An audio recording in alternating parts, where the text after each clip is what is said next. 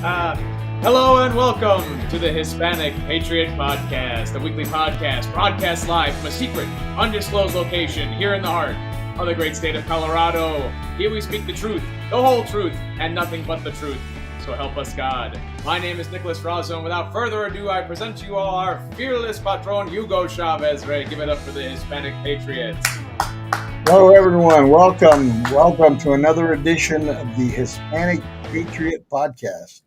We have a full slate of topics for you tonight. It is the day after Election Day, after all. 2 days after Election Day. 2 days after election, yes. Tonight, for you, we have the Colorado election results, statewide ballot initiatives, Denver, the Vibrant Bond wins.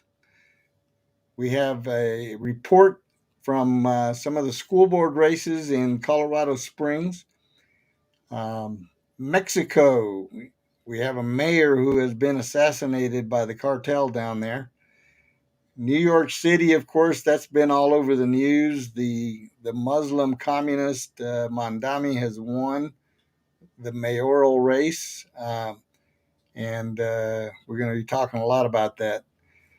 And speaking of that, he has been spotted at a gay nightclub. We're going to be talking about that. I only found about that one just Speaker before the show. Johnson. Live reaction. Reaction. Speaker Johnson issues a dire warning about Mamdami, and Mamdami election fuels a mass exodus from New York City, businesses and people. And Mamdami acts tough towards President Trump. Oh boy, I want to hear about that one.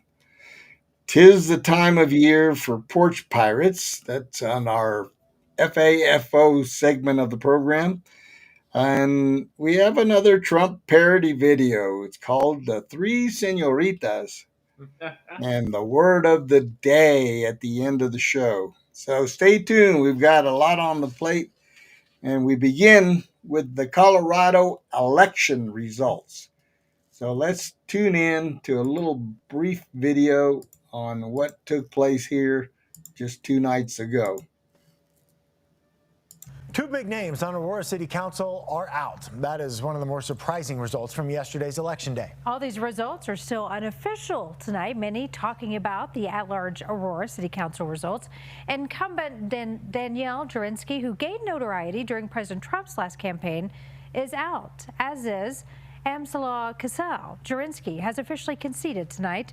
Rob Andrews, Allie Jackson, the top 2 vote getters, will be taking their places. Your reporter in Aurora, Kelly Worthman, broke down the balance of power on City Council ahead of the election. The question now is, what is next for Aurora? Yeah, that's what Kelly is asking those winners today. Kelly. Well, Karen and Michael, the power structure of Aurora City Council appears to have dramatically flipped. I spoke with Mayor Mike Kaufman earlier today, who says he is surprised by these results, as are many political local analysts. Last night's results suggesting really a sweep for progressive candidates, among them at-large council member-elect Rob Andrews. I think Aurora has finally decided to elect the folks that represent them. And we feel like we're going to represent them well. This change from a conservative majority council sets the stage for new From policy the frying debates, pan into particularly the on fire. issues like law enforcement, affordable housing, and business development. Andrews tells me his first priority, though, is addressing the consent decree for the Aurora Police Department and the ongoing concerns of officer-involved shootings. He says his goal, and that of his fellow newcomers to council, is to tackle those issues that have created deep divisions here in Aurora. The message right now is we have to come together. We have some serious challenges, and I want to work with everybody. And I believe that's the best way to go, because that's the only way we're going to solve complex problems is if we work with a diversity. I think it's a great opportunity to work together on the issues that really matter to the people of this city. And so I look forward to sitting down with the members before they're even sworn in individually and talking to them about the issues that they care about and where we can work together. So Mayor Kaufman also tells me that he sees these off-year elections as really a bellwether for the upcoming midterms. And he says, well, this doesn't speak well for Republicans. As for those newcomers to Aurora City Council, they'll be sworn in on December 1st. Reporting live in Aurora, I'm Kelly Worthman, covering Colorado. Yeah, that's really a shame because in Aurora, they had a council that had turned things around, gone after the crime, and cleaned up the corruption in Aurora, and now they're bringing in progressives to basically, in my opinion, probably undo almost everything that the conservative council had brought through. I'm very surprised at our friend Danielle Jurinsky losing. I really thought she was a lot more popular than that, but I guess it's probably going to boil down to the turnout, and that's something we're going to dig in deeper into the. But for next week, we're going to have a report on what the turnout was with regards to Republicans voting, because I have a feeling that a lot of this is as a result of low turnout. So it's a common problem. I mean, we keep doing this. Republicans gripe and moan and get upset and say they're going to fight, and then when it comes time to do something like vote, something simple, they stay home. I don't understand. In a mail-in ballot state, that is unacceptable, and that's just pathetic, in my opinion. I can't hear you. We don't. Sorry about that. I turned my mic off so I wouldn't echo during the videos. But now I have something to say because, folks, we have a major problem in Colorado, and I'm saying it right now. We have a closing problem in the Republican Party, and here's what I mean by that. Our ground game is entirely based on knocking doors and phone calls, and that's great. We need that. But if you do 99% of that work and you don't get the people you've been calling and knocking the doors on to the polls on Election Day, then you might as well have done nothing for the entire time. Unless your job was to make money for canvassing organizations, your job is not done. It's not done at all unless those voters are put in church vans if they have to be, on school buses if they have to be, and driven to the darn polls. And that's what I just keep seeing again and again in Colorado is a closing problem, and I see it constantly. It's a mail-in ballot state. All they have to do is sit at their kitchen table, fill out the ballot, put it in an envelope, and drop it off. And that's the problem, Hugo. Where's the accountability in that, though? Where's somebody looking at you, making sure you did what you did? This is what people need. That goes to the precinct committee people. That's exactly right. They're the ones that should be calling their constituents and making sure that they're turning in their ballots. And if exactly. you have an issue, if they're old, if they're elderly, can't get around, offer to pick up their ballot and take it to a box for them. And if they have problems while they're voting, I had a friend or someone I knew rather, who they didn't get a ballot even though the rest of the members of their family did. There's all kinds of shenanigans that happen, and you're on the front line to protect them. But then when you're having those phone calls, somebody says, I didn't get my ballot, then you go and help them. You offer to go pick them up, take them to the nearest poll and vote. Exactly. It's that simple, but that's a very small percentage of people who don't get a ballot, okay? The bottom line is the overwhelming majority of the people that get ballots don't fill them out and don't turn them in. And that, to me, is unacceptable. Shame on you if you're a voter out there that got a ballot, didn't fill it out, and turn it in, okay? I'm sorry. I'm not going to pull any punches. If you're watching and you didn't vote, shame on you. No, we actually went to our polling location specifically because we felt something was wrong with our ballot. We made sure that it wasn't. We had everything corrected, and we were able to confirm our vote. That's another thing. You can confirm that your ballot was counted. This is something you can do. There's a link in. We'll put a link in the description with the Secretary of State's office. You have every resource at your disposal. But there is something else, Hugo. We can hem and haw about this issue, but we got to talk about the changing demographics that are causing a lot of this, because we have a lot of new people in Colorado who have bought the Democrat Party line hook, line, and sinker. Yep. And it's, but again, I want to see what the numbers actually show with regards to voter turnout. Yes, that's going to We have like 930,000 registered Republicans. That's what I want to see. I want to see how many of those 935,000 voted. Okay. very much so.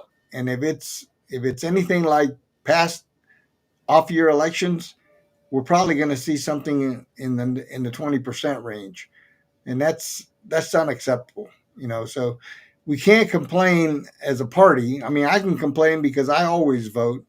I make sure that I turn in our ballots, and everyone that's a citizen should be doing their civic duty and turning in ballots. Yes. Imagine what it would be like if we had, heck, 80-90% of registered Republicans turning in ballots for these types of elections. How many races could we be turning? Well, I think that's the problem, Hugo. You just hit the nail on the head.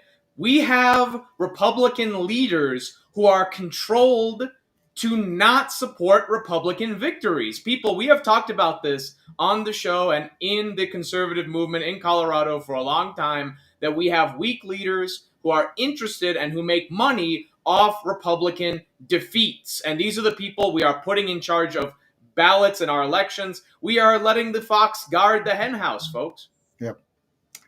We have another video here regarding the election. Let's listen into this one. Yeah, Shannon and Jessica, a big win tonight for Mayor Mike Johnston and supporters of this nearly $1 billion bond package that will now fund a variety of projects around the city. All 5 parts of the bond passing tonight by roughly 20% or more, pretty decisive numbers. And since those early results came in, it's been a celebratory mood here. In fact, we were here when Mayor Johnston first arrived at the watch party. A lot of hugs, celebrating with supporters. He gave a victory speech as well on stage with city council members Darrell Watson and Diana Romero Campbell. Former Mayor Federico Pena also here. And afterward, I spoke with him in a one-on-one interview.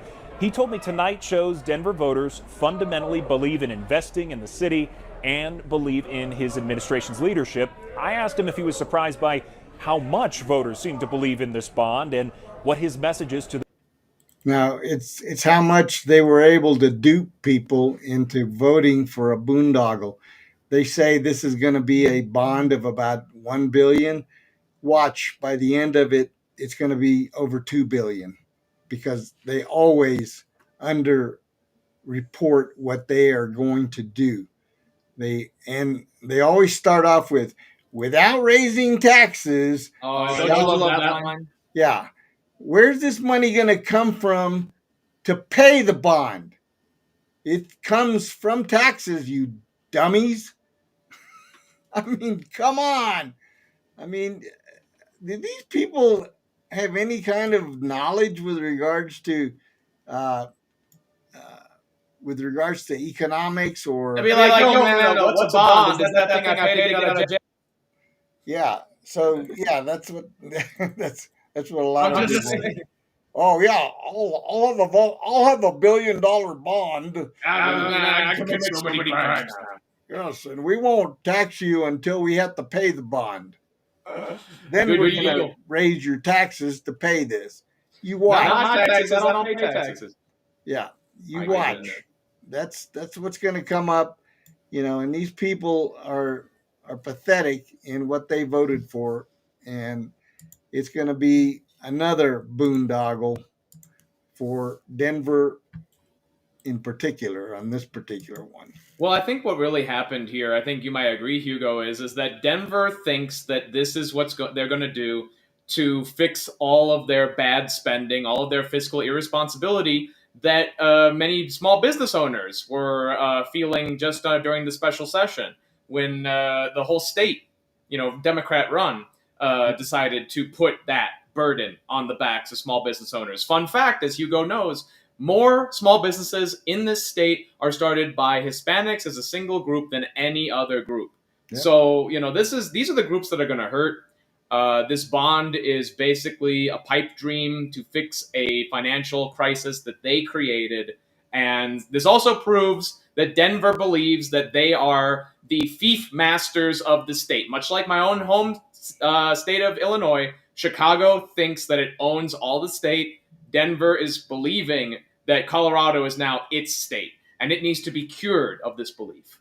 Well, what's going to happen is basically this is just the first salvo towards eliminating TABOR, because Yes.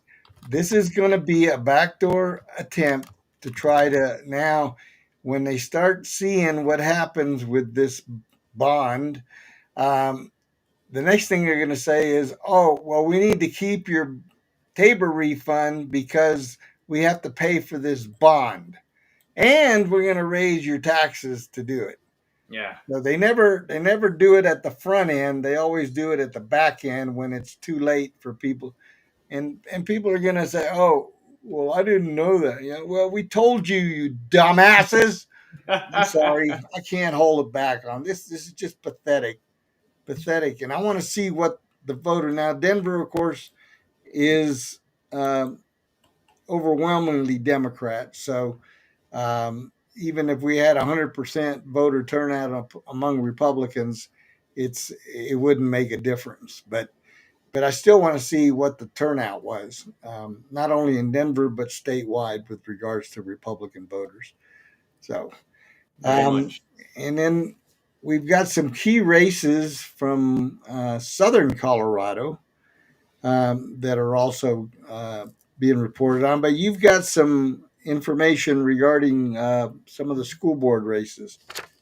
Yes. As you all know, we worked very hard here, in particular for the El Paso County District 11, 20, and many others. But folks, we do have a bit of a call out for those who wish to ballot cure and to procure military ballots, because we do have a recount, it looks like, will happen. We see who is known as the BLM rioter, Charles Johnson, edging out Air Force veteran Jeremiah Johnson by about, according to the Clerk and Recorder's website, about 150 votes. So please, we have information in the description, and we will have that information of how you can help. We have until next Thursday. That is a specific topic that I will not spend too much other time for. You might see that in a short video. But one person I want to give a shout out is Sean Vierhoff, local friend, who is decidedly won his Fountain City Council vote by almost 8 points, by about 400 votes. Good job, Sean, very much so. In other news, we also have the very important school board election in 20, where we have Holly Tripp, Susan Payne, and Eddie Walthrop. These three candidates, good conservative candidates as far as all can see, or at the very least those who lean Republican, and these three have won their races. So 20 was a wash. However, 11 is in the balance. So again, feel free to reach out for how you might be able to help swing this very important vote. Let's not get a BLM rioter on this school board, folks. Please reach out to see how you can help. Do you have anything on D49? Yes, D49. We actually have Demian de la Vola, who had 1,861, and Holly Withers, which had 1,893. Friend of the show, Ivy Lou, had 632. The lower turnout, unfortunately, there. We also, friend of the show and good friend of ours. Was that for one position or how many? This was for one position. So okay. One person had won. That is Holly Withers, who won in District 49. However, actually, Hugo, you bring a very good piece of news, because we also have our good friend, Hispanic Patriot, Luis Ybarra Jr., who won his school board district race number 3 with 4,160 votes, the second place out of that school district. So great job, Luis. Hispanic Patriot. We very much might have him on the show. Yes, absolutely. We need to bring in some of the winners and get some inside reporting on some of those. Well, I can definitely give you that. I can say we actually went out, many young people, we went out and celebrated with Luis, who I have to say is an awesome guy for Abato's Night Out. Very, very awesome guy. And we need young people on the school board. That is an amazing thing to see, and we will see it. So, Okay.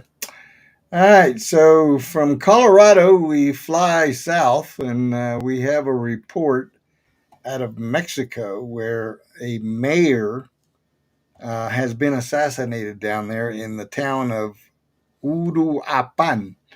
yes. And we got a little report on that. Let's peek in. Assassination. Oh, Eric, this is what happens when you try to fight off the cartel, you try to fight off the organized crime, you try to do good for the people. This is a mayor that was consistently going after the cartel, the organized crime. Even in a video, he said that he wanted Trump to come in or help, and he was right about, basically dismantling and destroying and eradicating the cartel.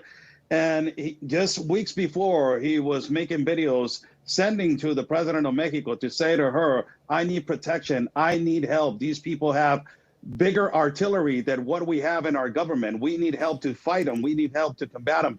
And the president, because he's not part of her political party, never helped them. And this is what happened. They executed him and this festival just minutes before he was carrying his child. He was looking to the sky, telling this kid, look at this beautiful festival. He made a video talking about family, talking about love to our country and to Why are they showing El Chapo? the law and order. Then he left his child and then he was assassinated. And it has created a fire. Everybody's protesting. Everybody's completely upset. They're extremely upset about this That's the mayor there that got assassinated. situation because the government keeps denying the current situation that we're living right now, Eric. Do we have that picture of the mayor? We may have a picture of the mayor. I want to also throw it up there. There he is. There's a guy who was assassinated. Now let's hear what he had to say when he mentioned Trump that Oscar just talked about. Do you have that soundbite, guys? We have to acknowledge that President Donald Trump is right in his statements about security, where he says there are many narco-politicians from all political parties who have been involved with organized crime for many years and a long time. That's true. How can we tell Donald Trump that he's wrong about that? If we all know that we've had narco governments of all colors and flavors? How can we tell him he's wrong in his concern as President of the United States that young people in the United States continue to be poisoned who are not only Americans, but also Mexicans, Italians, Arabs, and from all nations? Oscar, do you think his mentioning Trump is what causes assassination? It's part of it. It's part of a. I'm sorry, Eric. I feel so sad. This continues to happen in our country.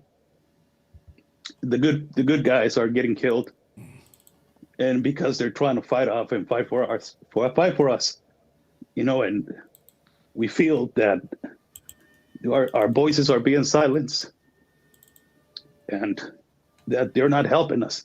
Nobody's helping us today. The Mexican president in her morning conference said that she was not going to send the military, that she was going to let it to the authorities. The people are upset. Yesterday, the Michoacán people went to the governmental palace to rush it, to protest. They're completely upset. We are upset of this. We are sick and tired of this. And it has to do with a combination of a lot of things. What Trump has done is light a fire on conservative politicians in our country and congressmen to have the courage to come out and risk our lives like Carlos Manzo did for his people and for the state of Michoacán. Yeah, this is a sad state of affairs. I mean, I applaud the effort from those that are not afraid to speak up, and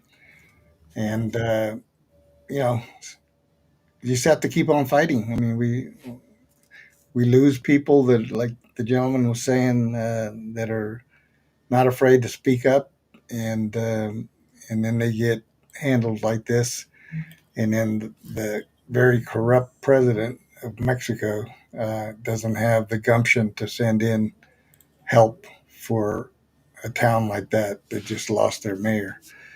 That's just, I don't know. Mexico is a beautiful country that's run by radical terrorists, and someday it's my prayer that they will be able to take their country back. Oh, I know they will. And as many of you know, my father came from Mexico. I have a Mexican descent myself. And, it's actually, Hugo, I don't know if you knew this, because they said that the gentleman in question was not of the same political party as the president. That's actually somewhat not true, or at least it's not the whole story. He was actually part of the same political party as Claudia Sheinbaum, but he actually became an independent following first his run for, of course, the municipal president of Uruapan, which is where he was killed in where he was born. So it's kind of sort of a Christ-like situation in that, he's part of the party that is in charge, and yet his criticism of that party is, led to to his party not protecting him, quite frankly. Claudia Sheinbaum actually accused Carlos here of misusing his own police resources, and that was her justification to not reinforce his position, which is very suspicious and rather stupid because, or at the very least cowardly, because Michoacán is one of the centers for the cartels and for the drug-running businesses in Mexico. It's very centrally located in the country. So, this is very sad. It was horrible. I'm heartbroken as a person of Mexican descent. I don't want to see where my father came from to be under this. There's only one silver lining that I want to say, and it reminds me very much of my friend Charlie Kirk and his wonderful wife Erica, because the person who is now in Carlos Manzo's position as municipal president is in fact his wife, Grecia. Grecia is now the municipal presidente, or presidenta, I suppose, of Uruapan. And I think that we will see vengeance from the widow, as we have seen many times. So, folks, and especially men out there, if I have one piece of advice, marry a woman who would fight like hell if you ever got assassinated. That's a great thought process for choosing your future wife. Hopefully that will not have to happen anymore coming forward when we take back our countries all over the world. Yep. All right. And rest in peace, from what's the saying? From the frying pan into the fire, we now shift over to New York City. Without being sure which area has more crime in it. Where they have now done the unthinkable and elected a communist for their mayor. But we know what place is going to have more crime now, won't we? Folks, buckle up, because we've got Vaya con Dios, New York City. We have some things to report on this situation. Yes, we do. Well, Zohran Mamdani. I think he's going to win, Pat, but I was on the internet on Sunday morning at 1 a.m. This is just the character of who this guy is and what his belief is. You guys have to pay attention. At 1 a.m., he was at a gay nightclub called Papi Juice, literally pimping himself for votes, okay? Are we ready to beat Andrew Cuomo? Yes, yes. Yes. Are we ready to make history? Let's go out there and do it. Thank you, my friends. And mind you, same guy that puts the Sharia law, they're extremely intolerant towards gay people. Well, Zohran Mamdani. I think. Now, this is about as pathetic a event as I can think of. A Muslim pandering for votes in a gay nightclub. Well, you have to understand, Hugo, the last time that a famous Muslim walked into a gay nightclub, he shot it up. So the bar is really low. You have to understand. The bar is very low. You kill people, you cut off their heads, you show up, just smile. people are happy that you're just not hurting them. You know what I mean? But I mean, how stupid do you have to be a gay person and cheering on a guy that represents a group of people who want to kill you? You think that it's going to help them not kill you. Okay. If that's what you think. These people are not exactly known for courageous action against violent authority. You know, I've never known the gay community to really be all about things like heroism and wanting to destroy evil. That's not really what they like get together for. That's not usually what sexuality is for, as it turns out. It's for having a good time, as far as they care. Not my idea of a good time, not Hugo's idea of a good time, but hey, you get what you vote for. Speaker Johnson had this to say and issued a dire warning. Did he say it We again? sit from this podium every morning. We talk about Mamdani for two reasons. It's a bellwether, because House Democrats, many of whom represent districts with much less blue than New York City, have embraced him with open arms. And because his brand of Marxism is truly a bellwether for the Democrats nationwide. We pointed out that other major metropolitan areas in the country are facing the same threat with candidates similar to Mamdani. And we're going to continue to call out their effort to mainstream and normalize socialism and Marxism in America. Working families watching this play out have a right to know that socialism and communism are not just confined in New York City. They are quickly coming to a town near you unless you stand up and let your voice of common sense be heard. While Democrats hitch their wagon to the socialist agenda, Republicans are going to continue to act in good faith on behalf of hardworking Americans. And we will remind a new generation of Americans about the painful and inescapable realities of history. Yeah, I mean, he nailed it. I mean, that's exactly what's going on. It was reported that it was the young people who elected this guy. Okay, Not shocking if you look at him. And they're the ones that are going to be the ones that suffer and endure what this guy's bringing to that city. We will see in the months to come how much of his agenda he's able to implement and how much pushback he's going to get. We know, and because there are reports, that we have basically a mass exodus already underway. And it's starting with Wall Street leaving in droves as Mamdani wind fuels housing boom in Florida and Texas. So let's tune into that report. That gives you a little bit of what's coming. And I think the people in New York are going to be... Jenny Lenz join me now. Hello, Dolly. Hello, Jenny, as well. Good morning. Dolly, what are your clients telling you following? Hello, Dolly. Well, certainly Wall Street got the message, right? Because they're all leaving in droves, building lots of buildings in Dallas. They've been building in Tennessee, building in Florida. So the business people have gotten the message and are implementing action plans to counter it. Individuals have less choice. You know, they have to have a job where they work where they work, and they have to stay in New York, perhaps. They can't just move to Florida. They don't have a job there. Jamie Dimon says you have to be in the office 5 days a week. You're in the office 5 days a week. The other Fortune 100. But what's good? What good is it to have a job there if this idiot's going to take all their money?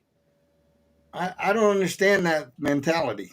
100 companies, you have to be in the office on average 4 days a week. So you can't really just up and move like you could over COVID. But people are moving to Florida in droves. They are moving to Texas, where there's opportunity.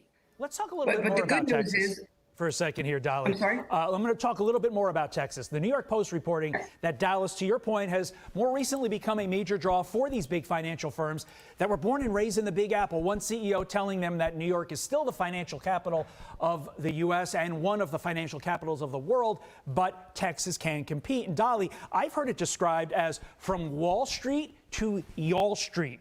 J.P. Morgan Chase, you mentioned them. Jamie Dimon, I heard your daughter mention them. I like that. There's actually more from Wall people Street in to Texas Y'all Street than in New York. So what ultimately does happen when Mamdani takes over? Because all this stuff happened even before he was elected. I think nothing will change that much in the very short term.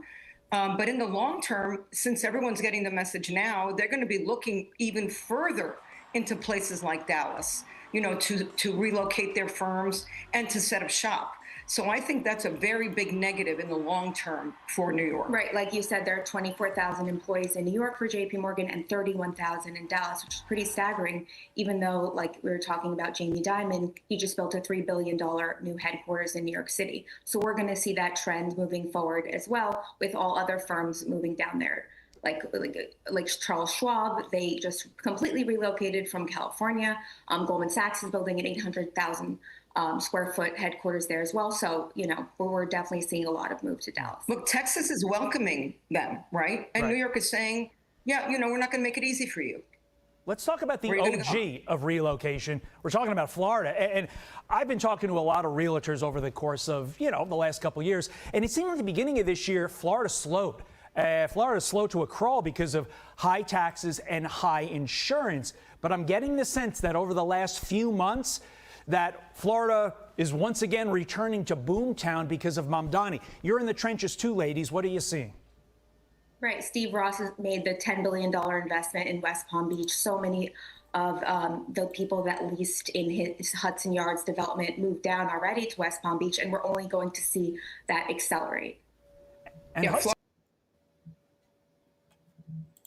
Steve Ross is the owner of the Miami Dolphins. Wow, so we really see the big names leaving the Big Apple, huh? He's a real estate mogul from New York, and he's been spending a lot of time in New York. But I think he's going to be shifting to West Palm.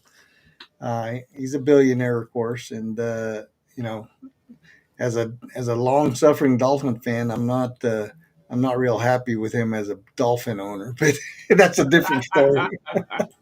Well, I think we can very much see where the rich and other people with and that matters in New York. I mean, we talk about the rich like we could basically ignore them a lot of the time in politics, but the rich in New York kind of are key to the whole. I mean, it's literally the financial capital of the world, people, and Mamdani literally is threatening that. For people like myself who have a lot of criticism. Despite being an investment banker before, I actually do have a lot of criticism with the international finance system.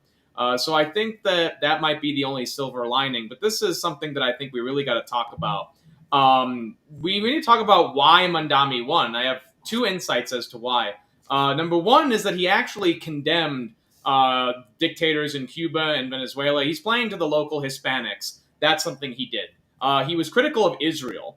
Now, we have to be dangerous for a second and talk about the Jews, although the fact of the matter is the Jews live very heavily in New York, so it's entirely relevant.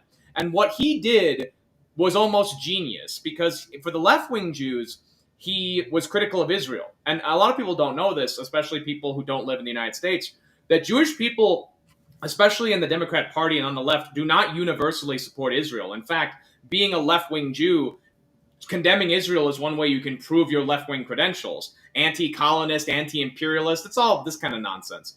But here's the thing.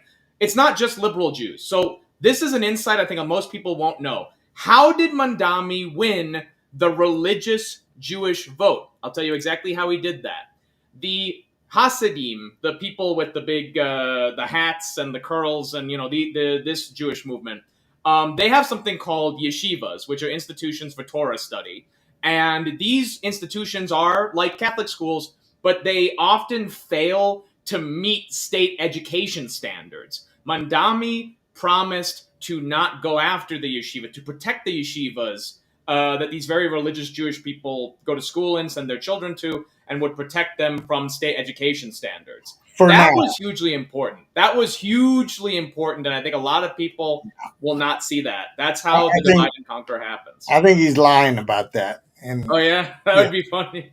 I think he's lying about that. But here's another finish. I want to finish with this theme about the businesses leaving. Luxury realtor Margit Brandt joins us now. Margit, welcome back. Good to see you again. Now, according to a new poll, Nearly 1 million New Yorkers are ready to flee the city because of Mamdani's win and becoming the next mayor. I got to say, Margit, I am a real skeptic. I don't see 1 million people moving because of Mamdani. What say you? Thank you for having me, Stuart. It's great to see you again. I mean, we have certainly received a lot of funny Florida memes from our clients and friends. And you know things are bad when 50 Cent is even posting "Rest in Peace, New York City, 1624 to 2020." 50 Cent is now a quarter. 25. Until In he all leaves New York City. seriousness, I think this Mamdani win and his ensuing acceptance speech is, you know, the nail in the coffin for New York. I mean, we've spoken with a lot of smart people, and they see this. If you watch his acceptance speech last night, it tells you all you need to know about this man, and I think it's going to fuel an already hot market in Palm Beach. The mayor of Miami, just a few moments ago on this program, suggested that prices of high-end homes would go up 30 to 40% in the next 6 months because of Mamdani's win and people coming down to Florida. 30 to 40% will be an enormous increase in prices. I'm a bit of a skeptic. What say you? Well, I can speak from personal experience. In the last 30 days since October 1st, we've been a part of, 3 bidding wars on high-ticket homes ranging from 10 to 50 million. Just us, we've been a part of 150 million of activity in Palm Beach. Certainly the Mamdani victory, because we have election certainty, and there's validated anxiety now that people that have been saying he may win, now he's most certainly won. We know this as a fact.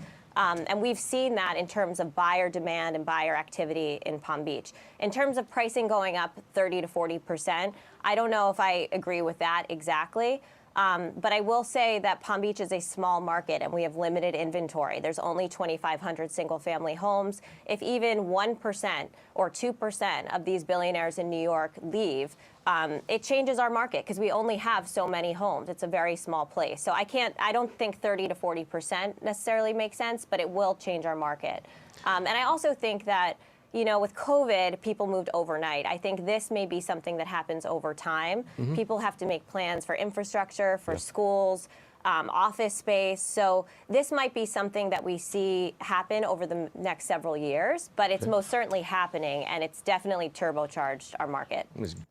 Yep. And so Florida, Texas, Tennessee, and I've heard South Carolina. Funny how those are all Republican states. Yep, every one of them. But there's an interesting piece of data that I wanted to share because the lowest borough that won, this is on the east side of New York City. Queens, Mamdani only had 47%. Every other borough besides Staten Island, he broke 50. What's interesting about Queens, who voted more heavily for Cuomo and Silva than you'd expect, is actually the least white out of all the boroughs. It's actually majority Hispanic and Asian, in fact. So it's interesting because while Staten Island's known for being very Republican, the second areas that voted for him most was Brooklyn and Manhattan. Manhattan is actually 50% white. So it's interesting that Hispanics and Asians in New York seem to be stepping up much more than, the black population, of course, is decidedly Democrat. But the white population in New York also seems to be swinging Democrat. So it's very interesting to see how minority Republicans are still growing and still a huge force. And as you know on this show, we talk about the Hispanic population hopefully being a restorative force in America for the conservative and MAGA movements. Well, Queens is also a blue-collar borough. Very important. It's extremely blue-collar, and those are the people that drive the economy. Those are the people that, are raising families and working blue-collar jobs. The blue-collar and the rich trying to tell everyone that the rich in the middle are a bunch of socialist wackos. Yep, and the ones in Manhattan are the white collars, and unfortunately, from what I'm seeing in the reports, is that the younger population is what put this guy over the top. That's So- absolutely key. I'll be honest, Hugo, and maybe you can help me figure this out here, how we deal with this, other than just electing a whole bunch of, or rather promoting a whole bunch of young candidates. It seems that young people today are very tired of voting for people over 40. I mean, it's young. It's not. It seems like a very low, a very clean cut bar. Honestly, the young people want young leadership. And I wonder what you think about that, because my read on it is that because young people have been very disenfranchised by, frankly, the progressive society that we've lived in most of our lives, there's an idea that, well, a young person has to be the one to get us out of here. What do you think about that? Do you think that's a trap for young people like myself? Do you think that's going to become like a slap of an R or a D next to someone's name, just their age? I hate to say it, but I think naivete plays a big part in this demographic, because these people, these young people, yes, they are hungry for change. They are hungry for, whatever it is they perceive America needs to be. But people can use that against you. Exactly. They get manipulated easily by false promises, by, promising everything and delivering nothing. It's true. And you have a lot of that problem in Colorado as well. Yeah. And unfortunately, they're going to have to learn the hard way that there is no free lunch, and anybody promising you things that are free means that you're going to be the one that pays for it. Absolutely. And they can say, oh, free buses, oh, free lunches, oh, free this, free that. Well, I don't think anybody can trust that from a guy who's gotten everything for free from his parents. I want to say that very clearly to Mamdami here. You would have nothing without your parents. That's the other side of the equation. This guy is born with a silver spoon in his mouth, and he's acting like he's one of the oppressed.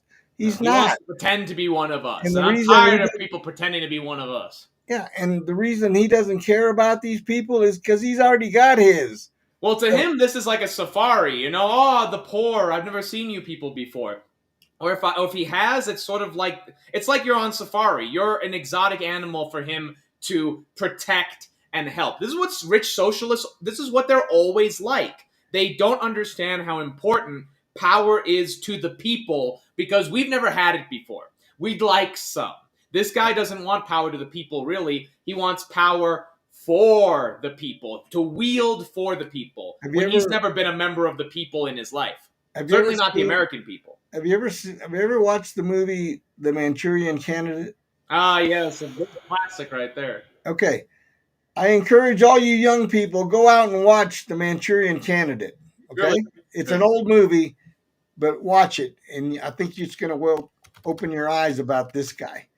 So, let's listen into his speech with the supporters after being declared the winner, and I want to see if you catch the part that really caught my attention.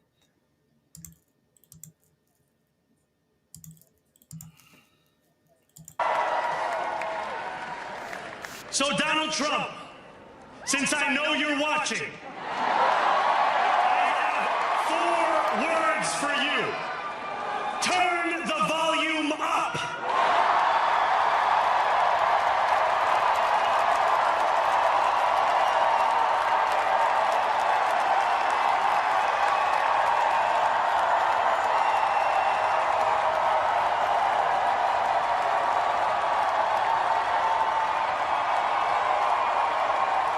Paper Tiger being a tough guy. We will hold bad landlords to account because the Donald Trumps of our city have grown far too comfortable taking advantage of their tenants. We will put an end to the culture of corruption that has allowed billionaires like Trump to evade taxation and exploit tax breaks. I'll tell you who this guy should be worried about, and that's the 5 families in New York. We will stand alongside unions and expand labor protections because we know, just as Donald Trump does, that when working people have ironclad rights, the bosses who seek to extort them become very small indeed. and you will be sleeping with the fishes. New York will remain a city of immigrants, a city built by immigrants, powered by immigrants. We're not Boston. Tonight. He forgot to insert the word legal immigrants. It was built by legal immigrants, bozo. Led by an immigrant.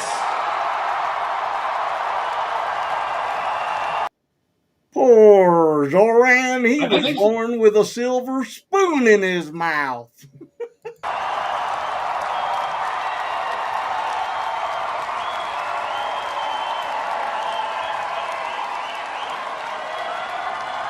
So hear me, President Trump, when I say this. To get to any of us, you will have to get through all of us. Some of you may die, but that's a sacrifice I am willing to make. That won't be too hard there, Mr. Zohran.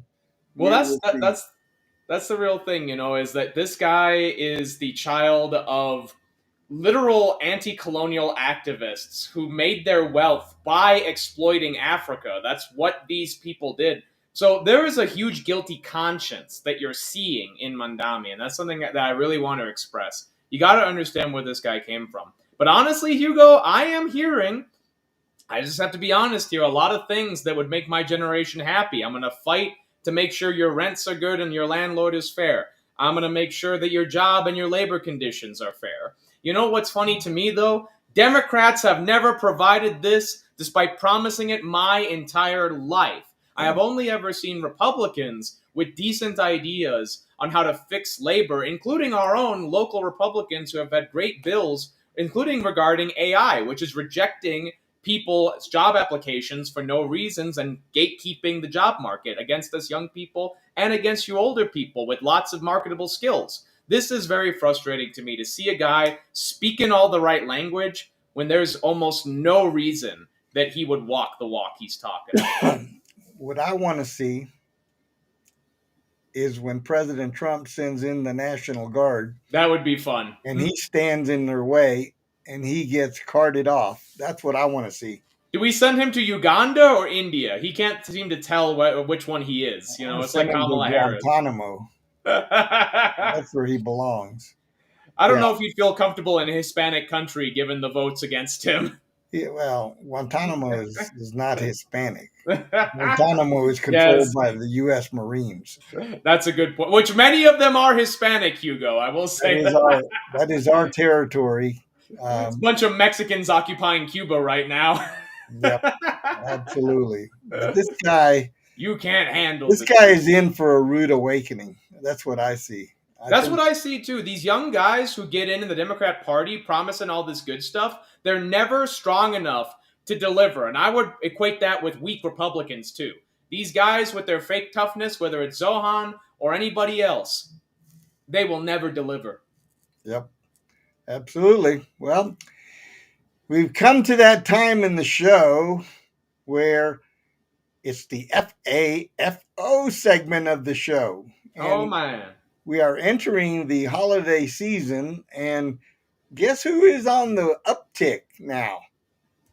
Those nasty porch pirates. And guys who steal stuff right off your house. We've got something really interesting for you to show you what's in store for these porch pirates. This is not funny! You trap packages! I am reporting you to the HOA right now! You are getting fined, and I will press charges if this stained my car! Look at me! I am covered in blue dye because of you! I have your house number and the HOA office on speed dial! This is not funny! You trap packages! I am Well, you know what they say. FAFO.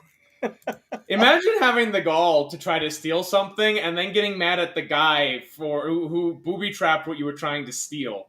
You know what I mean? And this is some real entitlement here, folks. Yeah. Now, but this is I've seen some really good ones on YouTube. And if you haven't seen some of these, go on YouTube and Google, or just type in porch pirates, and you're going to see a ton of these videos where these boxes are being booby trapped and these people are getting, they're just desserts, in my opinion. What I love is that it's always like in a suburb that's by a really bad neighborhood. That's always the place where this happens in. And yeah. I actually applaud anybody who does this. This is funny, and thank you for the entertainment. Yeah. And continuing along those lines, this week we have our parody video, which is called The Three Senoritas Trump Shut Down Schumer. We will literally never stop with the Hispanic content. It will just happen forever. Let's tune in to this one. This is a good one. Democrats, you will never escape this. This is your life forever. Hell for Democrats is this.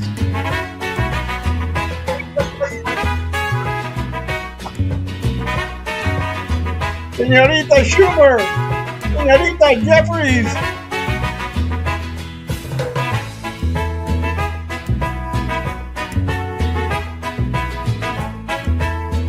What are they got for us now? ¡Ay, qué fea!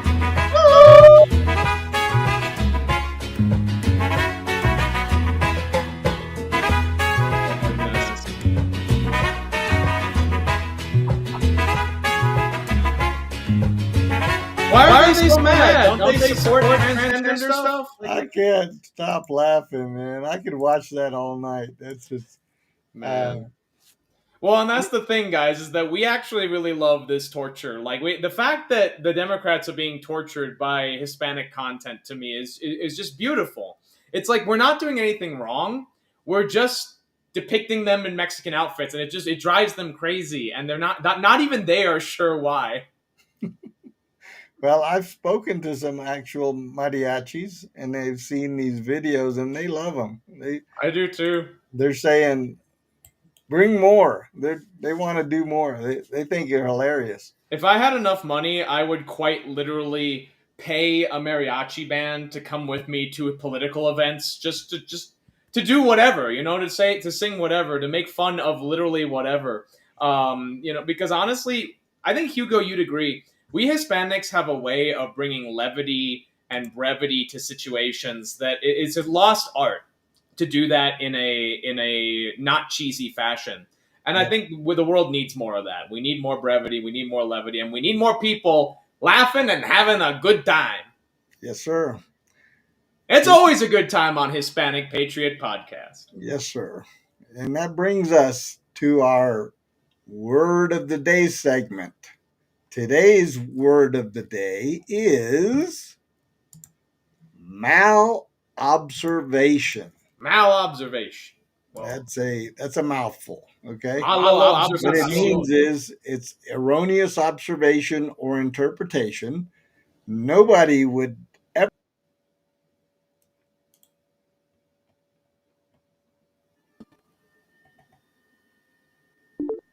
Nope.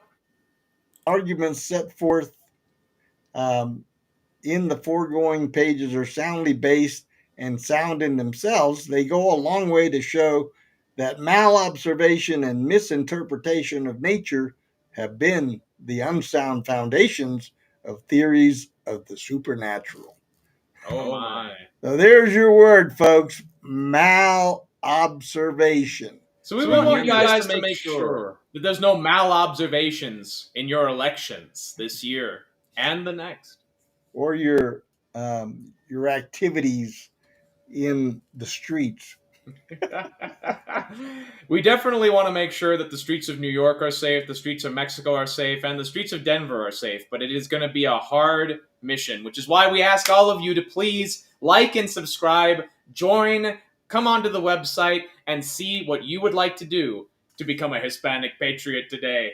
Yes, and let's keep in mind we are now 1 year away from the midterm elections. We will be rolling into campaign mode right after the holidays, so be ready.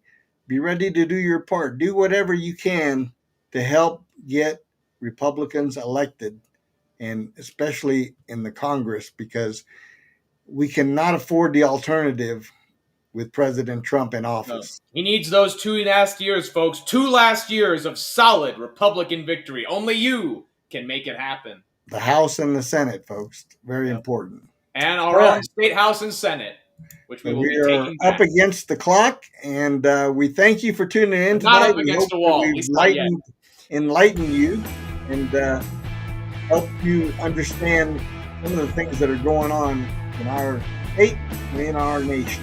Without malobservation. Thank you. Good night. God bless.